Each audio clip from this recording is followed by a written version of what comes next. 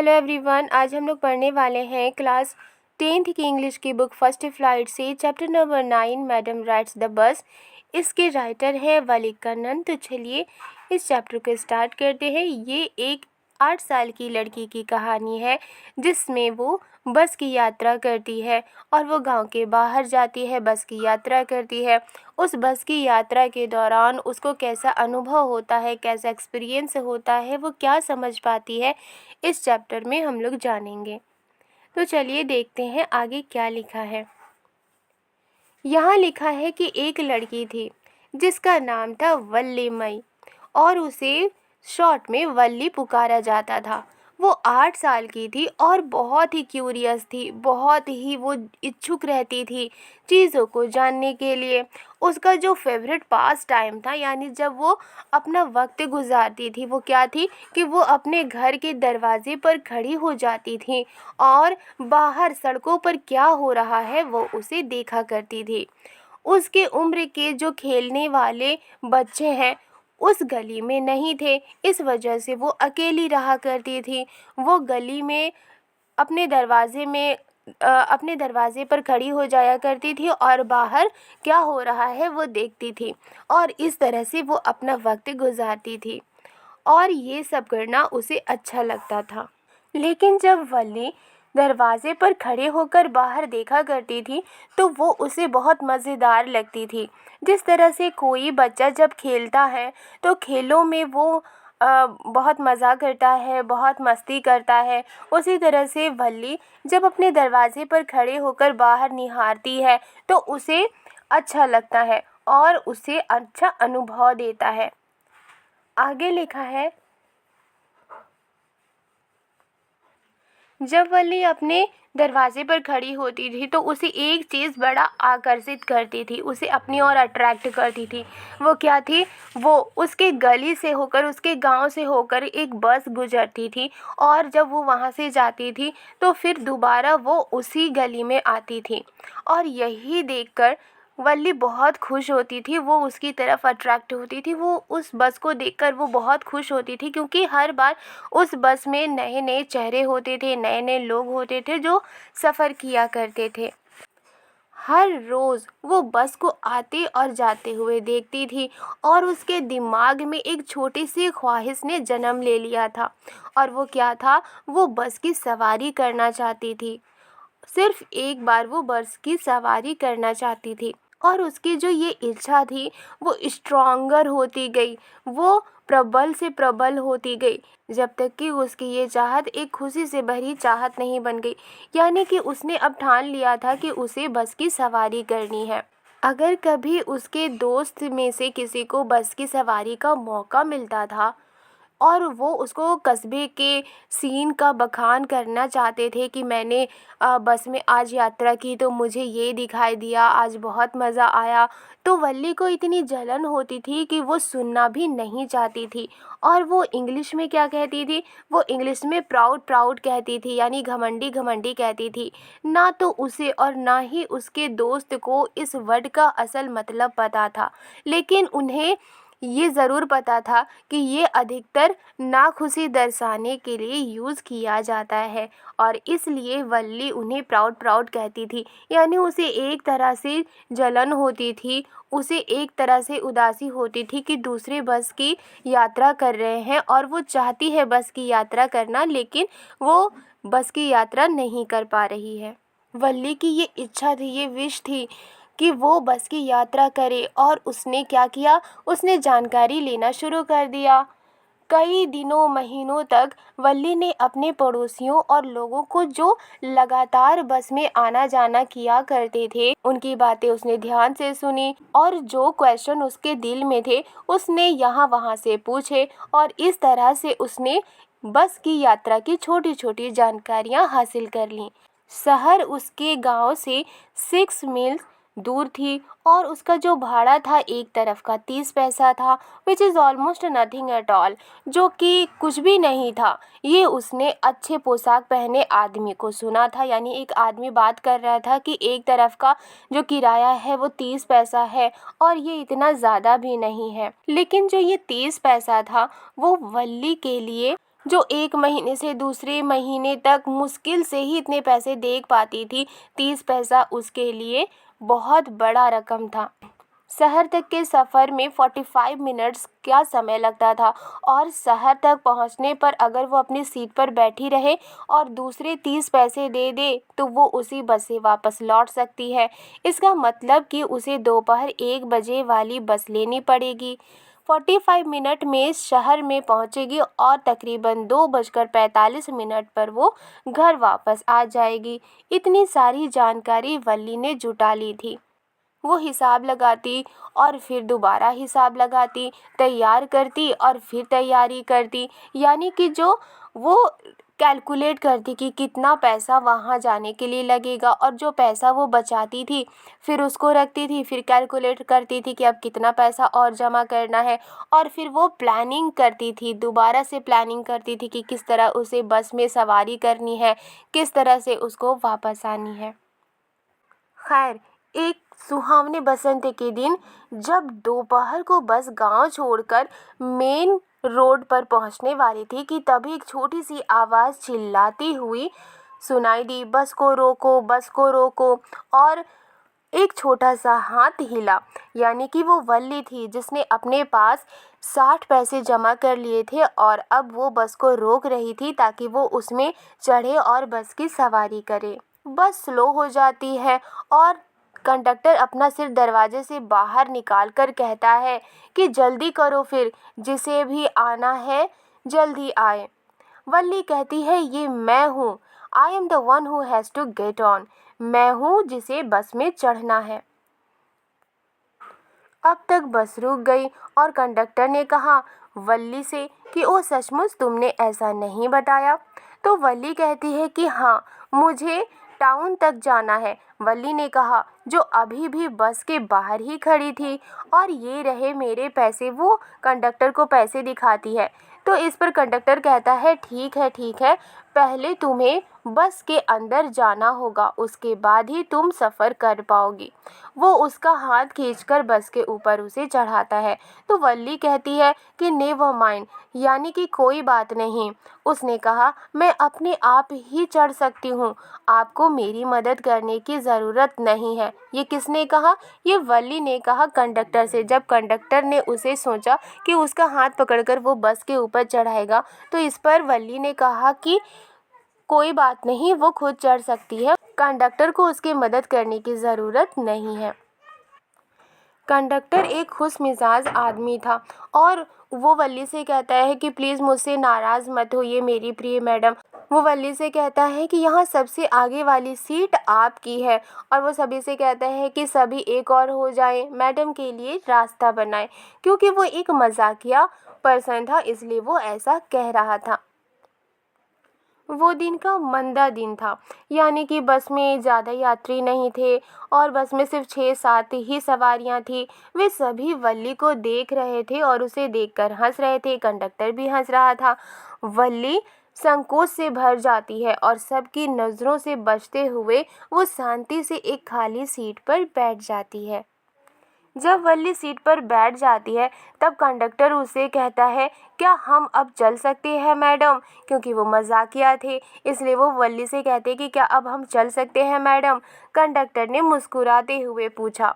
तब उसने अपनी सीटी 2 बार बजाई और बस दहाड़ के साथ चल पड़ी। वल्ली बस को देखने लगती है। वो देखती है कि बस नई थी। उसका बाहरी भाग चमकदार सफ़ेद रंग से रंगा हुआ था और उसके किनारों पर हरी धारियाँ बनी हुई थी। बस के अंदर जो सिर के ऊपर डंडी होती है वो चांदी की तरह चमक रहे थे। वल्ली के बिल्कुल सामने आगे वाली शीशों के ऊपर एक खूबसूरत घड़ी थी। सीटें नरम थी और आरामदायक थी, लग्जरियस थी। आगे लिखा है, वल्ली बस के अंदर देख रही थी, लेकिन जब उसने सोचा कि वो बाहर देखेगी कि बस के बाहर क्या है, तो उसने ये पाया कि खिड़की के निचले जो हिस्सा है उसमें तिरपाल लगा हुआ है, यानी कि उसकी वजह से, पर्दे की वजह से वो खिड़की के बाहर नहीं देख पा रही थी। इसलिए वो क्या करती है, अपनी सीट पर खड़ी हो जाती है और पर्दे के ऊपर से देखने लगती है। बस चल रही थी और उसने देखा कि बस अब नहर के किनारे से जा रही थी। सड़क बहुत ही नैरो थी, यानी बहुत पतली सड़क थी। एक और नहर थी और उसके आगे खजूर के पेड़ थे, घास के मैदान थे, दूर पहाड़ और नीला आकाश था। दूसरी ओर एक गहरी खाई थी और फिर कई एकड़ हरे खेत, हरा हरा, जहाँ तक नज़र देख पाए वहाँ हरा हरा ही नज़र आ रहा था। वो सोचती है कि ये सब कितना सुंदर था। अचानक ही एक आवाज़ उसे सुनाई देती है। वो कहती है, सुनो बच्चे, तुम्हें इस तरह नहीं खड़े होना चाहिए, बैठ जाओ। वल्ली के बैठने के बाद उसने देखा कि कौन बोल रहा था। वो एक एल्डरली मैन था, यानी कि वो एक बुजुर्ग व्यक्ति था जो सचमुच में वल्ली के लिए चिंतित था कि अगर वो इस तरह से खड़ी होकर के देखेगी बाहर बस के तो वो गिर सकती है। लेकिन जब बुजुर्ग ने उसे टोका तो उसके ध्यान देने से वल्ली को बुरा लगा। वो बड़े फ़ख्र से कहती है, यहाँ पर कोई ऐसा नहीं है जो एक बच्चा हो। मैंने सभी की तरह अपने 30 पैसे दिए हैं। कंडक्टर, जिसने वल्ली की बातें सुनी, वो उस बुजुर्ग व्यक्ति से कहता है कि ओह सर, लेकिन ये एक बहुत बड़ी मैडम है। क्या आपको लगता है कि एक बच्ची अपना किराया अपने आप दे सके और पूरे शहर में अकेली यात्रा कर सके?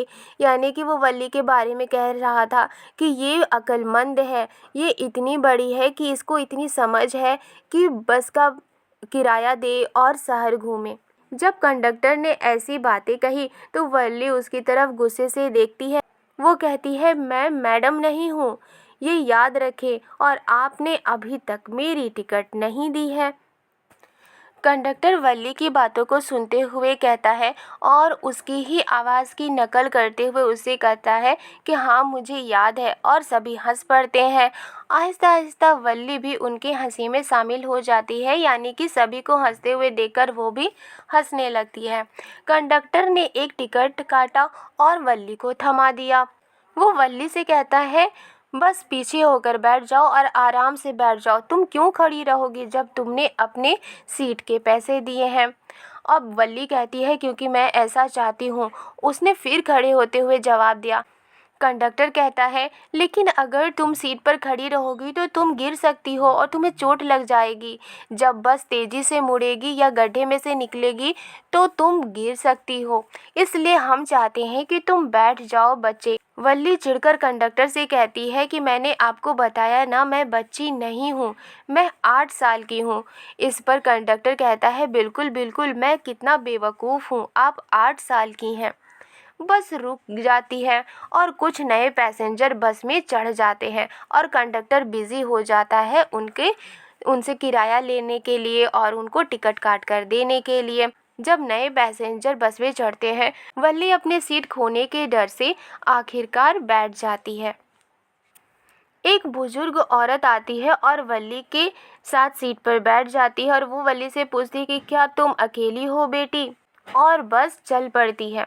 वल्ली ने पाया कि उस औरत के कान के होल बड़े बड़े थे और उसमें उसने बूंदें पहन रखी थी, यानी ज्वेलरी पहन रखी थी, और उस औरत के मुंह से सुपारी की खुशबू आ रही थी जो वो चबा रही थी, और उसे उसके मुंह में सुपारी का रस दिख रहा था जो कभी भी उसके होठों से बाहर गिर सकता था। यानी वो बुजुर्ग उसे अच्छी नहीं लग रही थी। इस वजह से उसने मन में सोचा कि इससे कौन बात कर सकता है। फिर भी उसने जवाब दिया कि हाँ, मैं अकेली यात्रा कर रही हूँ। उसने इंटरेस्ट नहीं दिखाया और ये कहा कि मेरे पास टिकट भी है। इतने में कंडक्टर कहता है कि हाँ, ये शहर जा रही है 30 पैसे के टिकट के साथ। यानी कि वो ये बताना चाह रहा था कि ये छोटी सी बच्ची है और उसने किराया भी दिया और वो अकेले शहर जा रही है घूमने के लिए।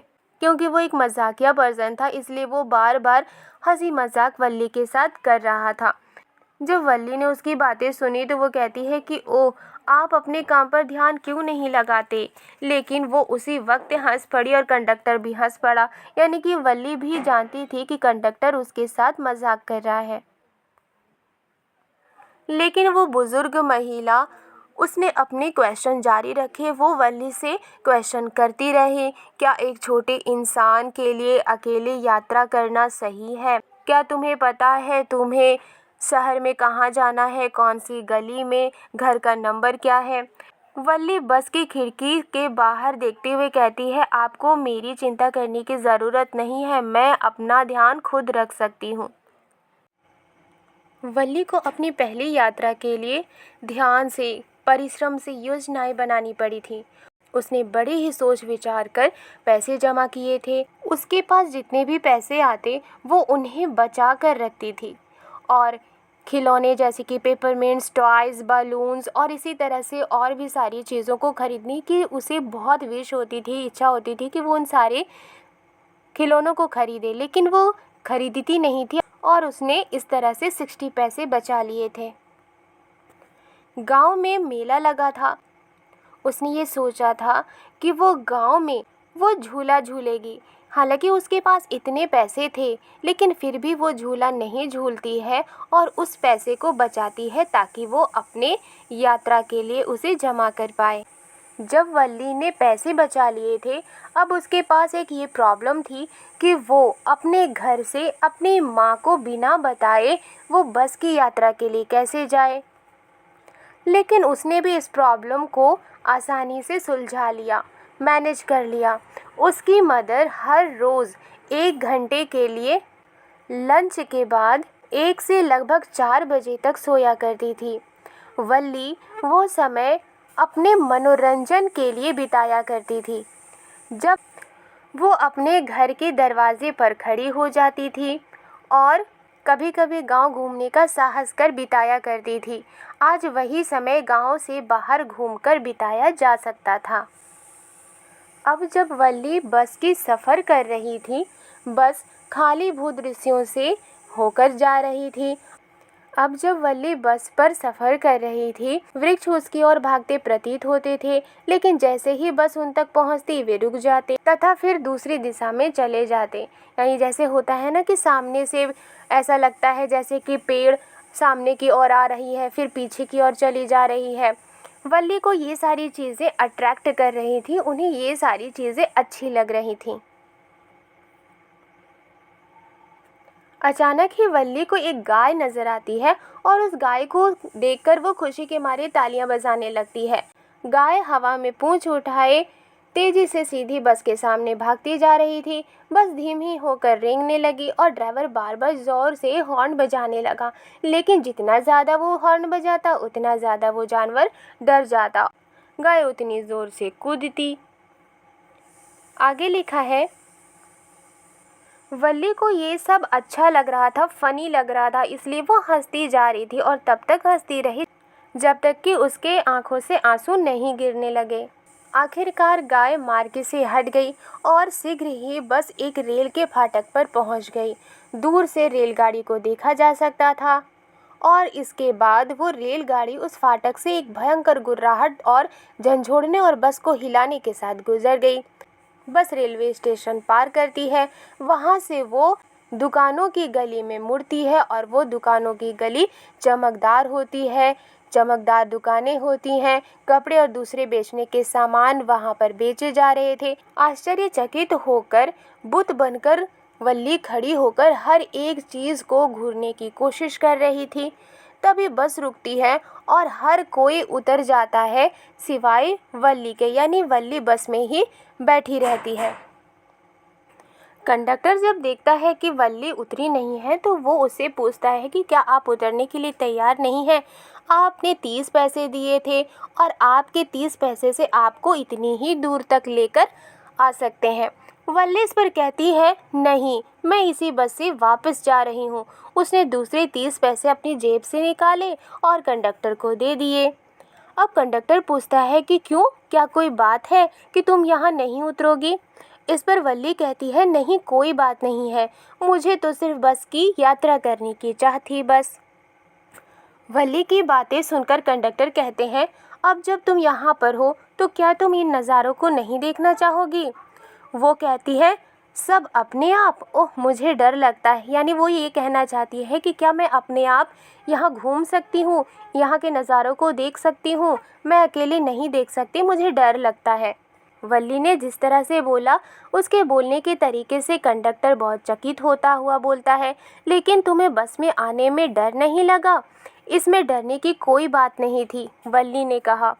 कंडक्टर कहता है तो फिर वहाँ पर जो दुकान है उस पर क्यों नहीं जाती और कुछ पीने के लिए क्यों नहीं लेती? उसके विषय में भी डरने की कोई बात नहीं है। वल्ली कहती है ओह नहीं, मैं ऐसा नहीं कर सकती। कंडक्टर कहता है खैर तो फिर मैं तुम्हारे लिए एक ठंडा कोल्ड ड्रिंक ले आता हूँ।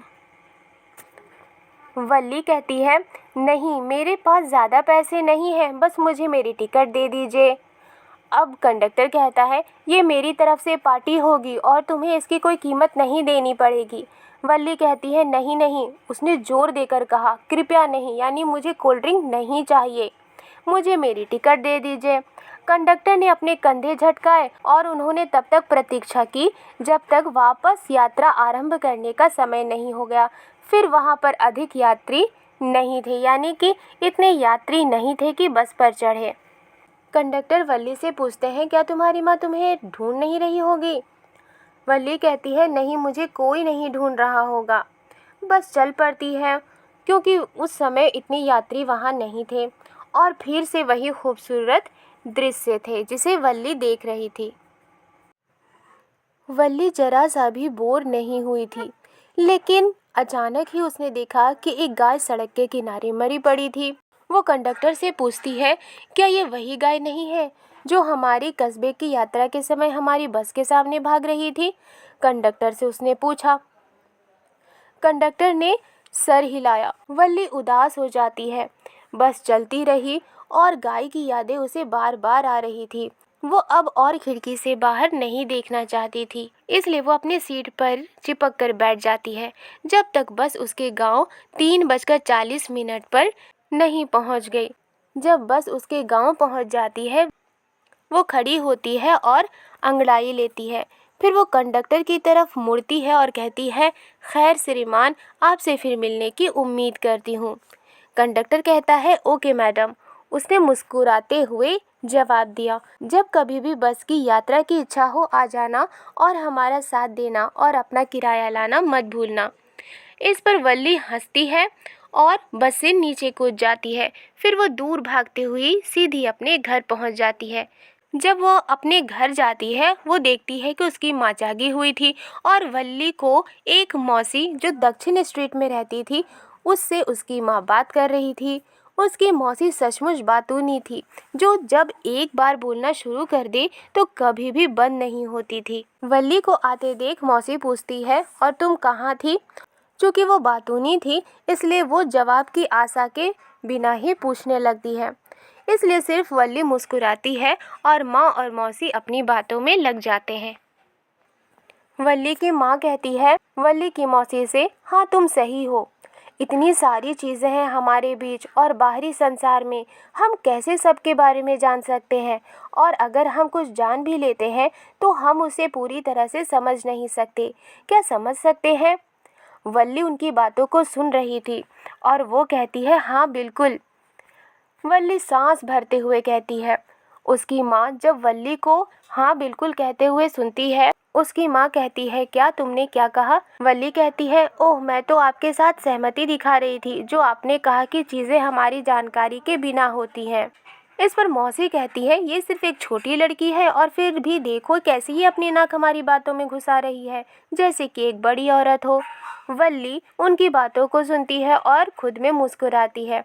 वो उन्हें अपनी मुस्कुराहट नहीं समझाना चाहती थी, लेकिन तब ऐसा होने की अधिक उम्मीद भी नहीं थी। ठीक है, यानी वो अगर अपनी माँ और अपनी मौसी को समझाती तो क्या उन्हें समझ में आती? आई होप ये स्टोरी आपको पसंद आई है। पसंद आई है तो लाइक एंड सब्सक्राइब करना मत भूलिएगा। मिलती हूँ नेक्स्ट वीडियो में। Thank you.